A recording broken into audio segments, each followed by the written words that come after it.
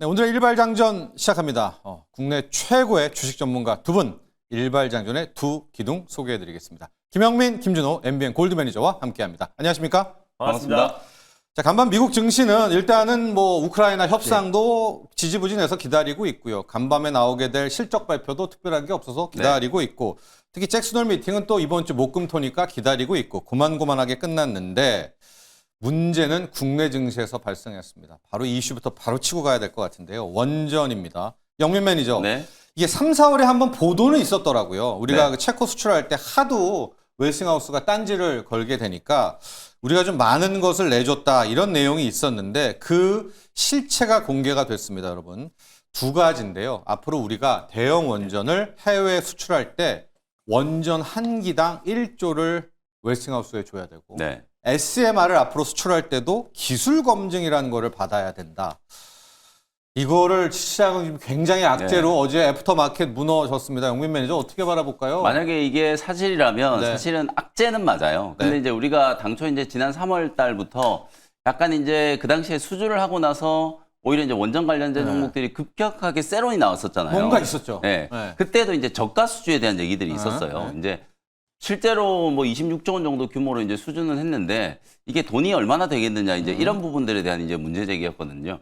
저는 근데 이제 이렇게 생각해요. 사실 뭐 규모의 경제 이제 개념을 여기에도 이제 적용할 수 있을지 모르겠는데 원전이 사실 이제 탈원전의 기류가 우리나라와 그리고 유럽 일부 국가들 쪽에서 이제 확산이 좀 되다가 그게 다시 이제 탈원전 기조로 완전히 좀 바뀌었잖아요. 그러니까 원전 산업이 이제 새로운 르네상스를 이제 맞이한다라고 했을 때는 결국은 이게 이제 점유율 싸움이거든요. 나중에 이제 얼마나 많은 이제 수주 물량을 확보하느냐에 따라서 추후에는 가격 경쟁력이 생기게 되는 거고 원가에 대한 이제 협상력이 이제 나타나게 이제 되는 거거든요. 그러니까 애초에 이제 우리나라가 해외 시장에서 완전히 이제 수주를 못 하고 있는 바라카 원전 이후에 아예 수주를 못 하고 있는 상황이었잖아요.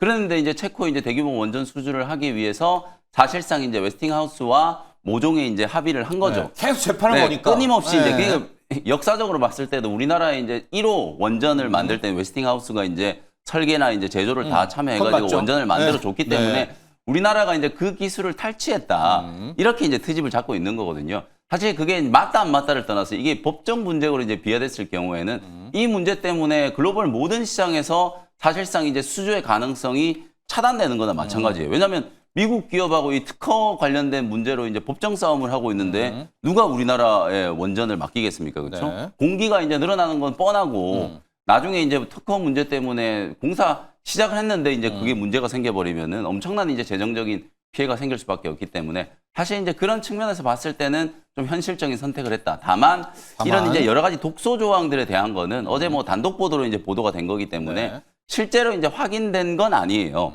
뭐 제가 이제 보는 또 문서로 보면은 대략 한 전체 계약 금액의 1% 정도 로얄티를 이제 지급하는 걸로 계약을 했다. 만약에 그 정도 수준이라면 그렇게 이제 큰 부담은 아니거든요. 근데 이제 만약에 건당 이제 예를 들어서 한 기당 1조라면 한 기당 이제 1조씩 이렇게 이제 납부를 해야 되고 또 그게 50년 동안 그게 이제 진행이 된다라고 하면은 이거는 이제 분명히 좀 이제 문제가 있는 부분이라고 이제 보여지거든요. 그래서 사실 이제 어찌 보면 이제 사실관계를 조금 더 이제 파악하긴 해야 되겠습니다만 저는 뭐 이렇게까지 과민 반응할 이슈는 아니다. 어저께 이제 애프터마켓에서 두산 에너빌리티, BHI 등등 뭐 이런 종목들이 모두 다 이제 조정을 좀 받는 그런 모습이었는데 사실상 뭐 우리나라와 미국 기업들은 어쨌든 원전 관련해서 향후에도 계속 협력을 해 나가야 되고 그런 과정에서 일정 부분의 이제 로열티를 이제 지급하는 거. 왜 우리나라 이제 알테오젠도 머크의 키트루다하고 계약해가지고 지금 대략 한 5% 정도 로열티 받는다라고 하잖아요. 근데 계약 규모의 한 1% 정도면 뭐 과한 건 아니라고 보거든요. 다만 기자재라든지 이런 것들에 대해서 미국산 제품을 이제 사용하는 걸 이제 조금 강제하는 문구 그런 것들도 우리나라 이제 기자재 종목들한테는 약간은 이제 부담이 좀 될 수 있는 이슈이기 때문에 어쨌든 뭐 진위 여부를 정확하게 파악하긴 해야 되겠습니다만 오늘은 뭐 약간 투자 심리가 좀 위축될 수 있는 요소다. 다만 중장기적으로 지금 이제 AI 산업의 어떤 집중적인 어떤 투자와 원전 르네상스가 새롭게 이제 개화된다라는 측면에서 우리나라가 이제 원전 시장에 다시 한번 이제 중심에 이제 서기 위한 그런 이제 또 절차적인 이제 과정에서 나타나는 하나의 좀 시행착오가 아닌가 뭐 이렇게 이제 판단을 좀 할 수 있을 것 같습니다. 자, 영민 매니저는 단기 악재는 맞지만 이거 정말 중장기적으로 본다면 K원전의 뭐 초대형 악재급은 아니다라고 이제 평가를 해주셨고 아마 당국에 자세한 설명이 나올 것 같은데요. 준호 매니저와는 투자 전략으로 한번 가보도록 하겠습니다. 지금 대장주인 두산에너빌리티가 4%대, 잘 갔던 비에아치도 4.4. 이거 이제 어제 프리마켓에서도 한번 빠졌었거든요. 그렇죠. 하고 한전 계열로 오면 한전 기술도 낙폭이 커요. 6%대, 7%대고 심지어 한국전력까지 지금 원전주들이 다 무너지고 있는데 투자 전략 차원에서는 어떻게 가야 될까요? 오늘은 이제 원전 섹터들이 좀 조정이 나올 수 있다라고 좀 보고 있는데 그래도 생각보다 3, 4% 정도 수준의 이제 조정이라고 하면은 나름 잘 선방하고 10%대가 있는 아니니까. 모습이고 사실 이제 단독 보도였잖아요. 그래서 이제 웨스팅하우스와 이제 불평등 계약 관련된 부분들은 아직까지 단독 보도라서 좀 확인할 부분도 분명히 있다고 좀 보고 있고 또 정부의 이제 5개년 계약에서 신재생 에너지마저 확대가 되고 지금 이제 그렇게 말했던 원전이 좀 이제 빠져서 그에 따른 어떤 실망 매물, 그러니까 두 가지의 어떤 큰 악재가 나왔음에도 불구하고 좀 이제 조정 흐름이 생각보다는 좀 강하게 좀 약하게 나와지고 있는데 어떻게 보면은 지금 이제 정부의 어떤 기조가 이제 실용주의로 결국 이제 탈원전에서 확원전 기조로 좀 바뀌고 있고 또 그리고 이번에 한국과 미군의 관세 협상에서도 원전이 또 이제 주요 의제로 떠오르면서 한미 원전 동맹에 대한 어떤 가능성도 좀 높게 점쳐지고 있는 상황에서 이번에 이제 5개년 새 정부 계획에서 원전이 좀 빠졌다라는 점도 좀 실망스러운 부분이고 이번에 웨스팅하우스 간의 어떤 불평등 계약의 어떤 부분들도 우리가 50년 정도 지금 이제 계약 기간이 달한다고 해요. 그래서 그에 따른 어떤 이제 부분들도 오늘 이제 주가에 반영되고 있는데 요 정도 수준이면 최근에 이제 원전이 올라갔던 이유를 정확히 생각해 보면은 결국 이제 체코 원전 수주에 따른 어떤 기대감으로 올랐던 부분들은 거의 다 반납을 했던 상태고 전 세계적으로 이제 원전 르네상스에 대한 어떤 기대감과 또 그리고 결국에 SMR이죠. 맞습니다. AI 발 어떤 전력 난으로 인해서 그거를 타개할 수 있는 게 유일하게 SMR이 될 수 있다라고 해서 특히 이제 미국 행정부에서는 또 특히 이제 원전 관련된 또 이제 행정명령에 서명하기도 했고 또 정부 차원에서도 일단 지금 이제 에너지 믹스 정책으로 원전도 같이 간다라고 해서 상승 흐름이 나왔던 부분이라서 사실 이제 체코 원전 수주에 따른 어떤 웨스팅하우스의 어떤 불평등 개혁에 대한 부분들은 하락이 나와도 좀 제한적인 부분이 나올 수 있다고 보고 있고 블룸버그에서는 오히려 이제 앞으로 이제 원전 르네상스에 있어서 한국이 한 45% 이상의 원전 수주를 따낼 수 있다. 그래서 처음에는 진짜 규모의 경제로 결국에 점유율, 쿠팡이나 어떤 이제 아마존처럼 어떤 점유율을 많이 해놔야 결국에 이제 원전 시장이 개화됐을 때 그 국가가 이제 선도 국가가 될 수밖에 없는 거잖아요. 그래서 처음에는 우리가 약간은 이제 그 수주하는 데 부분에 있어서 어느 정도 좀 이제 뭐 저가 매진 그리고 덤핑 계약을 할 수 있어도 결국 점치적으로 이제 뭐 유럽, 또 중동, 동남아시아 지역에도 지금 SMR과 대형 원전 수주에 대한 기대감이 높아지고 있는 시점이다 보니까 그래서 오늘의 하락 자체가 이제 원전 섹터의 어떤 투심을 계속해서 꺾고 계속해서 추세 하락으로 견인하기에는 제한적일 가능성이 높다. 그래서 특히 그 안에서 가장 핵심 기업은 두산 에너빌리티고 또 이제 웨스팅하우스의 불평등 계약이라고 하는데 아직까지 단독 보도잖아요. 그리고 특히 두산 에너빌리티는 웨스팅하우스의 어떤 인수를 또 검토하고 있는 기업이 또 두산 에너빌리티다 보니까 두산 에너빌리티가 또 웨스팅하우스를 만약에 인수를 한다면 또 이런 부분들은 다 이제 불확실성이 해소가 돼버리는 거기 때문에 오히려 두산 에너빌리티가 전 중장기적으로 매력적이다. 왜냐하면 SMR이 또 가장 핵심이라면 뉴스케이파워의 초기 투자자이기도 하고 뉴스케이파워는 전 세계에서 사실 SMR을 가장 먼저 상용화할 수 있는 기업 중에 하나이다 보니까 두산 에너빌리티의 어떤 이제 기자재 수주에 대한 기대감은 여전히 높고 그리고 결국 팀 코리아에서 결국 이제 체코뿐만 아니라 중동, 유럽 쪽에 수주에 대한 기대감이 살아있다고 보고 아니 두 종목 가격 전략을 봐주시죠. 두산 에너빌하고 한전 기술 두 개를 좀 맞습니다. 보도록 할게요. 얼마에 받아할까 많이 고민할 것 같거든요. 지금도 많이 또 아랫꼬리를 달면서 3%까지 좀 낙폭을 좀 축소하고 있는 상태인데 먼저 두산 에너빌리티부터. 네, 전 두산 에너빌리티가 충분히 지금 이제 시세가 이제 분출되고 나서 한동안 이제 박스피 라인대에서 기간 조정이 거의 끝마쳐 나가고 있다. 맞습니다. 그래서 결국 돌파를 앞두고 있는 시점에서 지금 이제 악재가 나왔는데 오늘 그래도 그런 두 가지의 강력한 초대형 악재가 나왔음에도 불구하고 3%대라면 정말 잘 선방하고 있다라고 보고 있고요. 그래서 저는 두산 에너빌리티가 이제 SMR 관련된 어떤 대규모 수주가 나오면은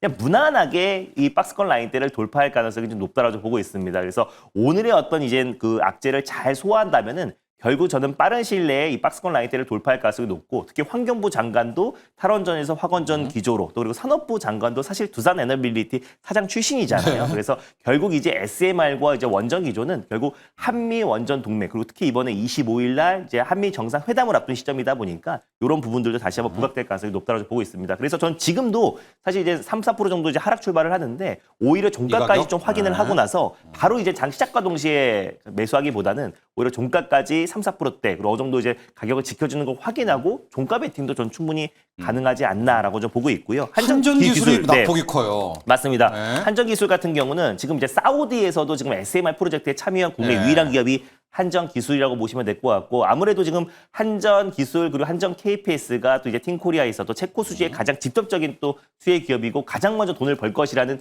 기대감이 있었기 때문에 조정 흐름이 나와주는데 오히려 이제 두산 에너빌리티가 제일 안정적인 좀 흐름이 이어질 것이라 보고 있고요. 그 다음에 이제 한전 기술 같은 경우는 서서히 좀 이번 주 정도 흐름은 좀 지켜보면서 오히려 다시 한번 85,000원 라인대에서 지지하는 걸 좀 확인하고 진입하는 것도 좋지 않을까라고 좀 보고 있습니다. 그래서 결국 한전 기술은 국내에서는 뭐 설계 쪽에서는 거의 독과점하고 있는 기업이고 뭐 중형원전, 소형원전, 대형원전을 말할 것 없이 결국 다 한전 기술에 독과점하고 있기 때문에 결국 85,000원 부근대까지 좀 조정과 또 그리고 지지를 좀 확인하고 진입하는 게 오히려? 좋다라고 좀 보고 있고요. 그래서 원전 쪽은 오히려 이런 큰 대형 악재에도 불구하고 요 정도의 어떤 하락이 나와주고 있다라는 거는 어느 정도 이미 악재는 주가에 좀 녹아져 있다라고 좀 보고 있고 원전 르네상스의 K 원전에 대한 어떤 수주와 그리고 향후에 거의 40% 이상의 K 원전의 어떤 수주를 독점한다고 했을 때는 앞으로 이제 지금의 어떤 조정을 잘 이용해서 오히려 신규 진입이 좀 매력적인 타이밍이 아닌가라고 보고 있습니다. 저는 오히려 이제 좀 조심스럽게 기술적으로 보면 오늘 원전 관련된 종목들이 프리에서 지금 다 빠지고 있잖아요. 네네.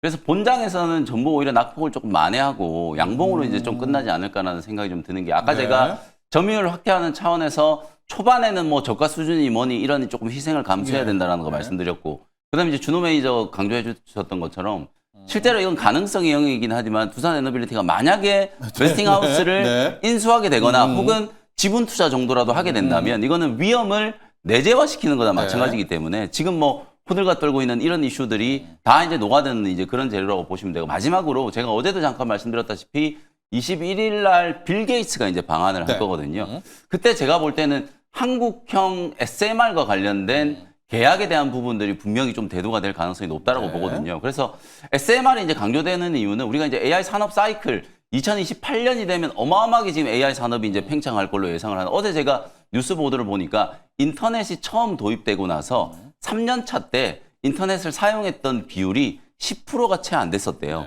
근데 지금 챗 GPT가 도입되고 나서 3년이 지났잖아요.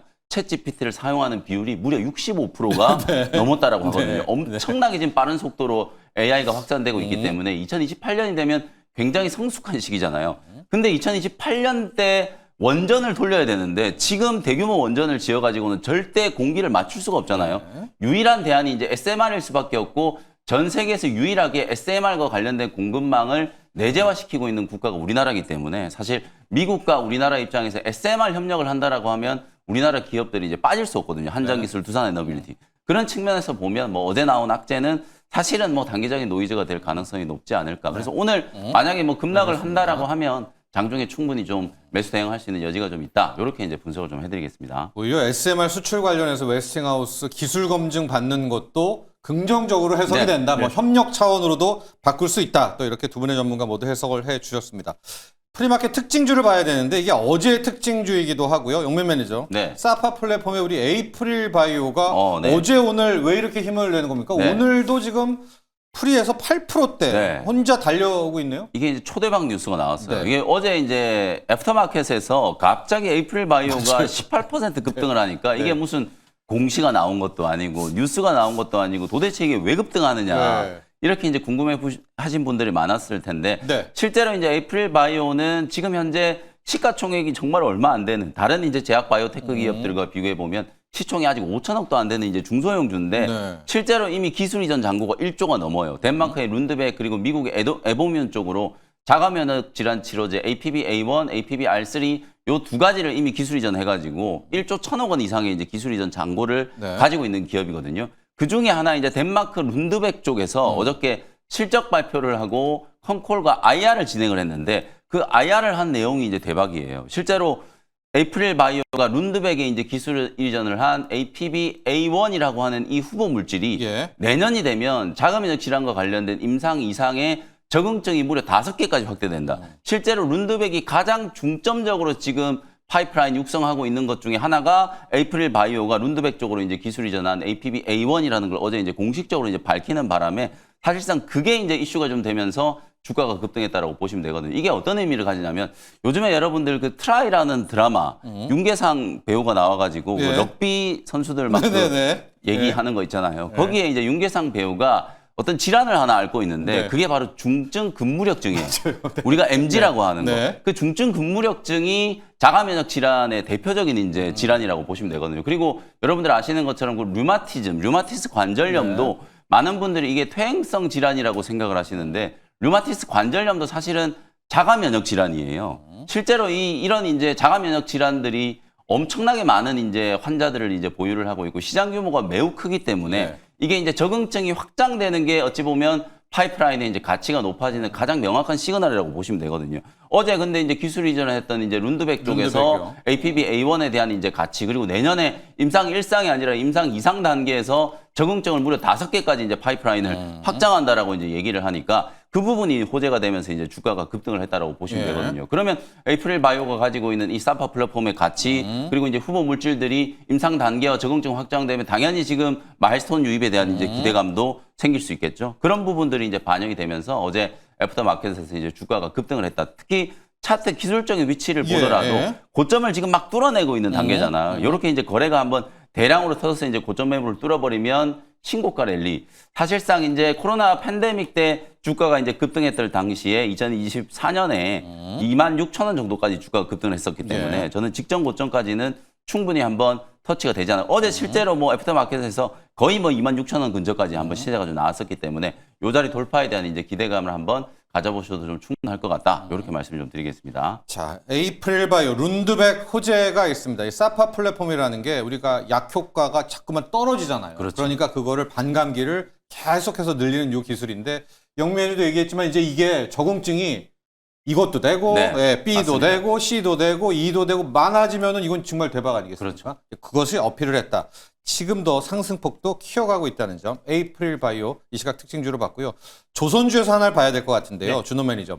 HJ중공업이 한번 네. 치세를 냈잖아요. 그 작전주 아니냐 뭐 이런 이야기까지 나왔었는데 세진중공업이 네. 바통을 받을까요? 안 받을까요? 저는 세진중공업 뭐 볼까요? 바톤을 받을 가능성이 높다라고 좀 보고 있고 네. 세진중공업의 상승은 그래도 명분이 있다. 왜냐하면 지금 이제 기자재 기업들이 좀 순환매가 돌고 있는 상황에서 좀 보냉제도 움직였고 예. 이제 엔진 또 그리고 이제 LNG 재기화 설비인 1승까지도 이제 네. 돌아가면서 시세가 이제 분출이 됐었었는데 그 안에서 이제 엔진 기업들이 정말 강력한 상승 흐름이 나와주고 있잖아요. 아무래도 조선을 이제 서막하는 데 있어서 결국에 원가가 거의 한 20, 30%를 들기 때문에 그래서 엔진이 좀 강한 반등이 나와주고 있는데 그 이제 특히 HD 현대 마린 엔진 대비해서 세진중공업이 어떤 수익성이나 매출이나 영업이익이 떨어지지 않는데 지금 시가총액 자체가 거의 한 3배 이상 차이가 나는 시점이기도 하고 본행제나 엔진 같은 경우는 이제 중국 기업들과의 어떤 경쟁도 분명히 있는데 사실 이제 세진중공업의 LPG 탱크 같은 경우는 중국 기업들과 경쟁도 없이 거의 글로벌 압도적인 1등 독과점하고 있는 기업이다 보니 결국 이제 LPG 선의 어떤 이제 슈퍼사이클 기조와 더불어서 다시 한번 이번에 마스가 프로젝트가 사실 한미 정상회담의 가장 핵심 주요 의제잖아요. 그래서 결국 뭐 이제 미국의 함정을 구매를 하고 또 MRO 관련해서 그리고 미국의 어떤 이제 선박 협력 관련해서 선박 건조 협력 관련해서 결국에 조선 관련된 어떤 디테일한 부분들이 이번 정상회담에 나오고 특히 뭐 기사가 바로 지워지긴 했는데 또 이제 하나오션의 또 이제 필리 조선소도 트럼프와 이재명 대통령이 같이 좀 방문을 할 것이다라는 어떤 보도도 추측성 보도 나왔다가 네. 바로 뭐 삭제되기도 했지만 결국 이제 조선이 이번 한미 정상회담의 가장 핵심이 될 가능성이 높다라는 점에서 결국 기자재 안에서의 어떤 순환매가 계속 이어질 수밖에 없고 그 안에서 실적까지 뒷받침되고 또 그리고 중국과의 어떤 경쟁이 아니라 거의 글로벌 독점적인 주의를 가지고 있는 세진중공업이 지금도 신고가 부근이지만 네. 앞으로도 저는 상승 여력이 충분히 남아있다고 보고 있습니다. 그래서 최근에 외국인 매수도 강하게 유입되고 있고 지금 조방원 중에서 그래도 조선 섹터는 꾸준한 외국인 매수가 유입되고 있다는 거는 특히 이번에 이제 한미 또 이제 협력에 있어서도 가장 이제 핵심이 또 조선이 떠오르고 있는 상태다 보니까 일단 이제 조선 3사는 이제 안정적으로 받쳐주고 있고 예. 기자재 섹터가 강한 매수가 계속 순환매가 이어지지 않을까로 보고 있습니다. 그래서 세진중공업 같은 경우는 이제 목표가를 조금 상향하면서 좀 봐보면요. 이제 이미 어저께 다시 한번 신고가를 장중에 터치하기도 했는데 저는 추가적인 상승 여력이 좀 충분하다라고 좀 보고 있어서 17,000원까지 목표가를 네. 좀 상향하면서 좀 봐보도록 하겠습니다. 어제요. 네. 상원 의원이 그제인가요? 군산 조선소를 방문했다. 요 재료로 어제 맞습니다. 한번 간 것 같거든요. 네. 군산항 MRO는 우리 준호 매니저는 어떻게 봐요? 그냥 소문일까? 일단 뭐 군산 MRO 거점으로 사용하는 것도 우리가 이제 제시를 한 건 맞지만 네네. 그래도 이제 미국 입장에서는 사실 미국의 이제 함정들이 우리 지금 이제 중국 가까이 와서 중국과의 어떤 문제를 다시 야기시키고 하는 것보다 이제 필리 조선소에서 이제 MRO 거점이 될 가능성은 그래도 지금은 높죠. 조금 높지 군산항은 않을까. 아니다. 맞습니다. 그래서 네. 이번에 또 트럼프와 이재명 대통령이 정말 이제 그 기사 내용대로 네. 정말 진짜 필리 조선소를 이제 방문을 한다는 그 상징성도 전 정말 크다라고 좀 보고 있어서 일단 군사 좀비소를 이제 MRO 거점으로 사용하기보다는 저는 이제 필리 조선소가 될 가능성이 현 시점에서는 그래도 조금은 유력하지 않을까라고 좀 보고 있습니다. 그래도 이제 아마 군산에 계신 분들은 네. 원하시겠죠. 왜 군산 맞습니다. 지역 경제도 힘들고 한데 맞습니다. MRO 되면 그렇죠. 얼마입니까? 그렇죠? 저는 네? 이제 준호 매니저님 정확하게 분석하셨다라고 보는 게 사실 꼭 MRO가 아니더라도 우리가 이제 조선업종에 대해서 얘기할 때 아니 도크가 지금 이미 꽉 차가지고 다른 데는 수년치 네. 이제 일감을 다 확보를 해놨는데 조선주들 주가가 밸류가 계속 이렇게 높아지는 건 사실상 좀 이해하기 힘들다. 이런 분석을 하시는 분들도 있거든요. 그러니까 어쨌든 조선소에 이제 도크가 여유 공간이 있는 쪽은 네. MRO가 됐건 뭐가 됐건 간에 줘야죠. 실제로 이제 세진중공업이 보유하고 있는 이 네. 군산의 이제 이 조선소를 다른 기업들이 인수를 할 수도 있는 가능성도 있는 거잖아요. 이제 그런 측면에서 봤을 때는 군산항을 이제 활용한다라는 측면에서 보면 저는 충분히 이제 활용 가치가 있다라고 보거든요. 이제 거대랑 울산 이쪽은 완전히 지금 꽉 차 있는 상태이기 때문에 그런 부분들을 감안하면 한미 간의 협력, 특히 미국 트럼프 대통령은 결국 미국 내에서 조선소도 만들고 미국 내에서 어마어마한 배를 이제 건조하는 걸 미국 국민들한테 보여주고 싶은 싶다. 거예요. 네. 그래서 그런 측면에서 보면 사실은 우리 국내에 뭐 MRO 이제 기지를 건설하는 것 자체 조금 어려운 부분이긴 합니다만 우리나라 조선소들의 입장에서 봤을 때는 남아도는 도코를 이제 활용한다라고 보면 군산항 쪽에 이제 활용도가 굉장히 좀 높아질 수 있다 이렇게 이제 보시면 되는 겁니다. 네, 군산항 잘 됐으면 좋겠습니다. 저도 또 그리고 군산 네네. 미국의 싱크테크 네 가지 제안 중에 하나가 네. 미국의 조선소가 인수가 또 핵심이잖아요. 그러니까 결국에 국내 우리나라에서의 어떤 조선소 군산 조선소보다 결국 미국 내의 미국이 어떤 크긴 조선소를 큰데. 인수한다고 했을 때 이제 뭐 하나오션뿐만 아니라 그래서 지난번에 HD현대 중공업도 MRO 쪽의 점유율을 늘리려면 결국 미국 조선소를 미국으로 가야 인수할 된다. 가능성이 좀 높지 않을까라고 현 시점에서는 좀 조심스럽게 한번 좀 해보도록 하겠습니다. 냉정하게 슬로베니아는 이제 안 된다. 냉정하게. 그러나 이제 시장은 또 네, 맞습니다. 원하는 거고요. 군산항의 어쨌든 활용을요. 네. 세진중공업까지 봤고요. 반도체를 한번 봐야 될 것 같습니다. 이 이슈가 현재는 이제 잠잠한데 영민 매니저부터 시작을 네. 할게요. 인텔의 지분을 미 정부가 네. 10% 인수한다. 이게 좀 말이 안 되는 게요. 이러면 반도체 공룡이 그렇죠. 정부가 뛰어드는 건데 네. 실은 어제 우리 삼성전자 하이닉스 좀 힘들었었잖아요. 어제는 이제 아마 반도체 관세 때문이기도 한데 그렇죠. 인텔 지분 10% 저게 사실이라면 이게 뭐가 됩니까? 이제 앞으로 미국이 다 가져갑니까? 이를테면 우리나라 정부가 삼성전자의 지분을 인수하는 거랑 네. 마찬가지 이제 그런 개념이라고 보시면 되는데 저는 계속 이제 인텔 얘기가 부각이 되면 될수록 삼성의 파운드리 쪽을 오히려 좀 주목해야 된다. 그 정도로 인텔이 예. 지금 파운드리 사업부가 너무 안 좋기 때문에 이걸 이제 매각하려고 하는데 TSMC 안 사고. 보고 이제 사가라고 하니까 안 네. 사가잖아요. 네. 그리고 이제 안 사갈 거면은 새로운 기업을 차라리 미국에 만들어라. 그래도 안 한다 그러잖아요. 지금 TSMC가. 그러니까 사실상 테슬라하고 애플과 같은 이런 기업들이 TSMC가 아니라 삼성전자 파운드리를 이제 선택했다. 저는 이제 그렇게 보는 거고요. 이쪽 노이즈는 어쨌든 뭐 오늘 어제까지는 정부가 10% 지분 인수한다 그랬다가 오늘 나온 보도를 보면 10% 인수하는 건 맞는데 그건 원래 인텔에 줄 보조금을 그냥 지분 투자 투자로? 형식으로 가는 거다. 우리나라도 공기업들이 이제 지분 공적 자금 네. 투입하는 그런 이제 개념이라고 보시면 될 것 같거든요. 그러니까 사실 요거는 그만큼 이제 인텔의 파운드리 사업부가 이제 부진하고 미국 내 이제 공급망 재편하기 위한 차원에서 미국 내 이제 파운드리를 육성할 필요성이 굉장히 좀 크게 대두되고 있는 과정에서 TSMC는 투자에 미온적이고 캐파는 꽉 차 있고 대신에 삼성전자는 투자 여력이 있다. 그래서 제가 어제도 말씀드렸던 것처럼 테일러시 공장도 당초 이제 350억 달러 정도에서 500억 달러 정도 규모로 투자 금액이 확대될 수 있는 가능성이 네. 있다고 그랬잖아요. 그게 아마도 한미 정상회담 간에 뭔가 우리도 선물 보따리를 좀 줘야 이재용 정상회담 분위기가 좀 살아날 거 아니에요. 네. 그러니까 이재용 회장, 최태원 회장 아마 또 한미 정상회담 기간 동안에 우리나라 경제계 인사들이 총출동할 걸로 이제 예상이 좀 되는데 그때 아마 이제 삼성전자의 투자 확대 계획이 시장에서 좀 공개가 좀 되지 않을까. 저는 이렇게 이제 추측을 하거든요. 이제 그렇다라고 보면 오히려 이제 인텔의 노이즈를 삼성 파운드리 쪽에서는 수혜로 이제 인식할 수 있는 가능성이 높다. 그래서 이제 오늘도 제가 이제 일발 종목 좀 관련된 네. 종목을 이제 준비를 해왔는데요.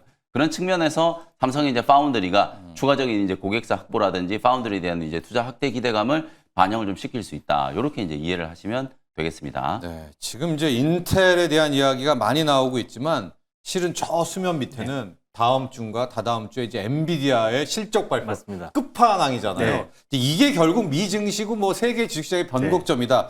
준호 매니저 말 나온 김에 엔비디아의 실적 그 이유는 또 어떻게 바라보고 있습니까? 일단 뭐 엔비디아 실적이 못 나올 거라고 생각하는 사람은 없을 없죠. 것 같고 네. 이제 뭐 결국 AI 수요는 탄탄하다라는 거를 다시 한번 좀 확인이 된 거고 사실 어제 반도체가 밀렸던 것도 그전에는 이제 AI 어떤 거품론이라든지 AI 수요 둔화에 대한 우려감으로 반도체 섹터가 밀렸다라면 어제 같은 경우는 관세에 대한 네. 불확실성 때문에 그렇죠. 조정이 나와준 거기 때문에 300%. 오히려 다시 한번 엔비디아가 AI 수요를 다시 한번 확인하고 결국에 뭐 데이터 센터 관련된 어떤 매출이 다시 한번 확인된다고 했을 때는 결국 다시 한번 이제 AI 쪽의 어떤 투심은 좀 회복될 가능성이 좀 높다라고 좀 보고 있습니다. 그래서 전반적으로 또 이번 주와 다음 주 공교롭게도 여러 가지 좀 불확실성, 잭슨홀 미팅부터 시작해서 여러 가지 대내외 또 불확실성과 관세와 또 우크라이나 또 관련된 지금 종전에 대한 이슈들이 계속 좀 이어지고 있는 시점이다 보니까 그런 불확실성이 다 해소가 된 상태에서 9월 금리 인하에 대한 기대감이 높아진 시점에 엔비디아의 실적까지 잘 나온다고 했을 때는 전반적인 어떤 테크주의 어떤 상승 흐름이 충분히 좀 다시 한번 훈풍이 불러일으킬 가능성이 높다. 그래서 지금 이 반도체 관세를 지금 최대 300%까지 부과한다라는 어떤 불확실성 때문에 약간 어제 투심이 흔들렸죠. 꺾인 부분들이 네. 다시 한번 이제 엔비디아 실적과 함께 좀 반발 매수와 저가 매수. 근데 이미 그 전부터 잭슨홀 미팅 이후에는 그래도 어느 정도 이제 금리 인하에 대한 판은 가능성이 바뀐다? 높아지면 결국 이제 반도체 섹터의 어느 정도의 저가 매수와 반발 매수도 엔비디아 실적 발표 전에 그 기대감이 먼저 적용되지 않을까라고 좀 보고 있습니다. 자, 영민 매니저 일발을 살짝 컨닝해 봤더니 역시 반도체로 오늘도 남자답게 정면 네, 승부를 또 맞습니다. 하는데요. 자, 오늘의 일발 가보도록 하겠습니다. 영민 매니저 오늘 일발은요? 뭐 아무리 관세 뭐 300%를 때린다라고 해도 인텔을 사든지. 네, 뭐 실질적인 이제 수혜가 예상되는 종목들은 우리가 좀 반드시 볼 필요가 있지 않을까. 그래서 오늘은 삼성전자 뭐 파운드리뿐만 아니라 삼성전자 이제 투자 확대의 또 수혜주가 될 수 있는 테스라는 기업을 소개를 좀 해드리도록 하겠습니다. 실제로 여러분들이 이제 반도체에 대한 이제 투심, 특히 소부장 종목에 대한 이제 투심이 살아나면서 가장 먼저 주목받은 거는 아무래도 이제 전공정의 증착 장비 네. 기업들이거든요. 이 기업들이 이제 주목받는 이유는 이 기업들이 그만큼 공정의 이제 중요도도 높고 공정의 중요도가 높다는 건 장비 대당 가격이 그만큼 비싸다라는 거예요. 이제 증착 장비 쪽에 이제 들어가는 기업들, 원익 IPS, 유진테크, 테크. 그리고 오늘 소개해드린 이제 테스, 테스. 이렇게 이제 증착 장비 3종이라고 이제 생각하시면 되거든요. 이제 이런 기업들이 가장 먼저 이제 주목을 좀 받고 있는 거고요. 실제로 이제 테스 같은 경우에는 뭐 여러분들 잘 아시는 것처럼 삼성전자, SK 하이닉스, 그리고 미국의 마이크론 테크놀로지까지도 고객사를 다 확보하고 있는 기업이고, 아무래도 이제 실제로 이제 이 PCVD 장비 같은 경우에는 뭐 CVD에 비해서는 기술력은 약간은 좀 이제 하위군이라고 이제 볼 수 있습니다만 활용도 측면에서 이제 굉장히 좀 높다라고 보시면 되거든요. 그 다음에 이제 가스 해칭 장비 같은 경우에도 신규 장비로 이제 포트폴리오가 계속 좀 확대되고 있는 상황이고, 실제로 2분기 때 이제 테스가 실적 발표를 지난주 목요일 날 8월 네. 14일 날 이제 실적 발표를 했는데 실적이 저도 깜짝 놀랐어요. 매출액이 821억 원에 영업이익이 204억 원. 네. 이게 영업이익이 당초 이제 컨센이었던 110억 원대를 거의 70% 넘게 상회를 네. 한 거예요. 근데 이제 컨센을 크게 상회한 것도 상회한 거지만 네. 영업 마진을 여러분들 한번 보시면은 매출액이 821억이고 영업이익이 이제 204억이면은 네. 20%가 훌쩍 넘는 네. 거잖아요.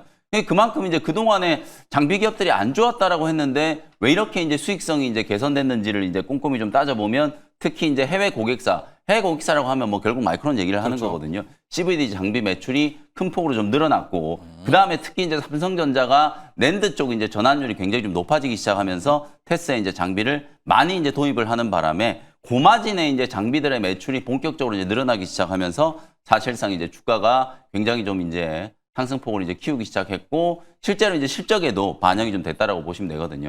그리고 이제 지금 전망치를 보면 3분기가 약간 좀 비수기라고 하는데, 네. 비수기인 3분기 때 어제 그냥 실적 발표 후에 바로 수주 공시가 떠버렸어요.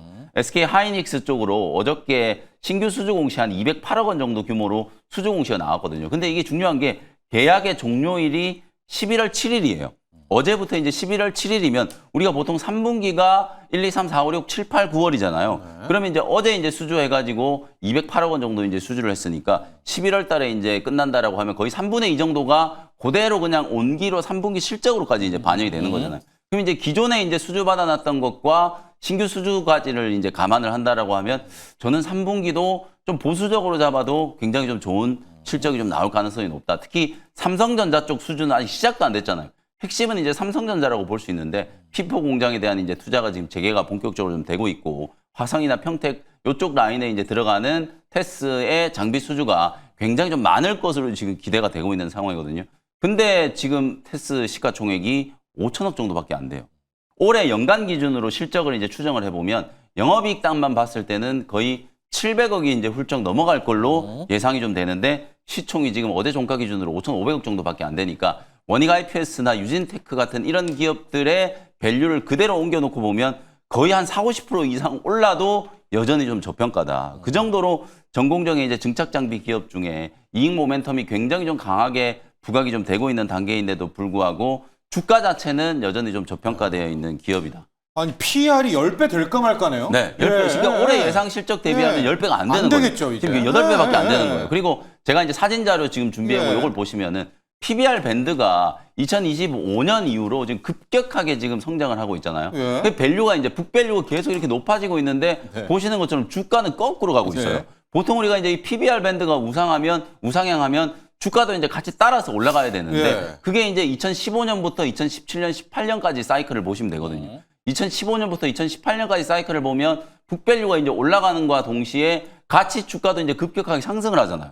근데 지금 북밸류는 계속해서 올라가고 있는데도 불구하고 장부가에 못 미치는 주가에서 여전히 저평가가 되고 있다라는 거예요. 이제 그런 측면을 보면 그동안에는 물론 이제 반도체 이제 다운 사이클에 대한 이슈도 있었고 여전히 이제 반도체 소부장 종목에 대한 투심이 좀 얼어붙어 있는 상태였기 때문에 이런 저평가가 이제 충분히 있을 수 있습니다만 앞으로 이제 하반기 때는 소부장 종목에 대한 이제 뷰도 좀 좋아지면 요렇게 이제 밸류상으로 좀 저평가되어 있는 기업들은 시장이 절대로 놓치지 않는다. 그런 측면에서 보면 테스는 뭐 상승 여력이 충분히 좀 많이 남아있는 게 아닌가. 이렇게 이제 정리를 해드릴 수 있을 것 같고요. 좋습니다. 가격 전략 바로 말씀을 한번 드려보도록 하겠습니다. 어제 종가 28,000원 정도 내외에서 접근을 한다라고 생각하시면 될 것 같고요. 1차 목표가는 일단 33,000원 정도 한번 잡아드릴게요.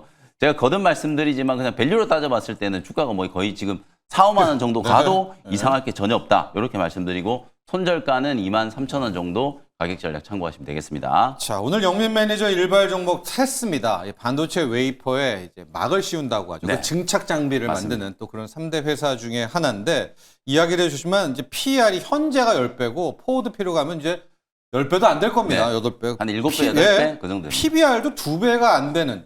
이렇게 저평가된 이유는 D램 때문인가요? D램을 무시해서 증착 장비 그렇죠. 무시받아서 이렇게 맞습니다. 되는 이제 건가요? 레거시 네? 쪽에 대한 네. 이제 뷰가 그동안에 HBM이 워낙 좀 하도 강조를 하니까. 많이 받았으니까 D램, 낸드 이쪽에 대한 이제 관심도가 좀 소홀했죠. 그러다 보니까 이제 테스트 너무 주가가 저평가인데요. 고질적으로 지금 저평가가 되어 있다. 이렇게 이제 해석을 할 수 있을 것 같아요. 자, 오늘 증착 장비의 테스 일발을 갔고요. 이제 준호 매니저의 일발을 향해야 되는데 이 종목이네요. 네. 어제 말도 많았었고, 맞습니다. 네, 오늘 해명을 좀 이거 해설해 주셔야 됩니다. 맞습니다. 네. 어제 이제 공개 방송에서 좀 이제 시장 여파로 좀 과도하게 밀린 세 가지 섹터를 좀 공개를 했고 전일 녹화 영상에 올라왔는데 그 중에 이제 하나가 바로 전력기기가 아니었나라고 좀 보고 네. 있습니다. 그래서 전력기기가 좀 과도한 어떤 조정 흐름이 나와줬고 그리고 실질적으로 이제 전력기기가 밀렸을 때는 항상 이제 AI 수요 둔화에 대한 우려감이 있을 때인데 어제는 이제 관세 영향으로 좀 조정이 나와줬다. 그 안에서 결국 이제 각계 전투, 또 이제 옥석 가리기 식으로 미국 현지에서 공장을 운영하는 기업들은 결국 관세를 그렇죠. 면제받을 수 네. 있기 때문에 어제의 하락은 좀 지나쳤다라는 관점에서 전력기기의 3대장 중에 대장주 격인 HD 현대 일렉트릭을 오늘 탑픽 종목으로 한번 들고 와봤습니다. 뭐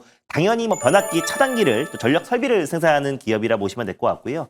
현대중공업에서 전기전자 시스템 사업부에서 인적 분할에서 나온 회사라고 보시면 될 것 같은데 트럼프 이제 미 대통령이 이제 반도체 이제 관세를 거의 300%까지 또 이제 부과할 수 있다. 그래서 빠르면 뭐 이번 주, 늦으면 뭐 다음 주 정도에 부과를 하겠다라고 했는데 결국에 근데 이 멘트도 같이 했어요. 미국에서 생산하지 않으면은 결국 매우 높은 관세가 부과될 것이다. 반대로 얘기하면 미국 내에서 생산을 한다라고 했을 때는 관세에서 면제가 되는 거고 애플 같은 경우는 미국 내에서 투자만 해도 결국 관세 면제 혜택을 받았잖아요. 그래서 순차적으로 저는 기업별 관세 면제도 미국 내에서 생산하는 기업들 또는 투자하는 기업들은 결국 면제가 받을 수밖에 없다. 일부러 이제 관세 전쟁을 일으킨 것도 결국 미국 내에서 생산을 그렇죠. 일으키는 게 가장 핵심 키워드다 보니까 결국 미국 현지에서 생산하고 있는 특히 전력기기의 3대장은 오히려 저는 반사 수혜를 얻을 수밖에 없다고 보고 있어요. 거기에다가 어제 철강 알루미늄 관련된 그거죠. 파생상품 네. 407종을 추가로 발표했는데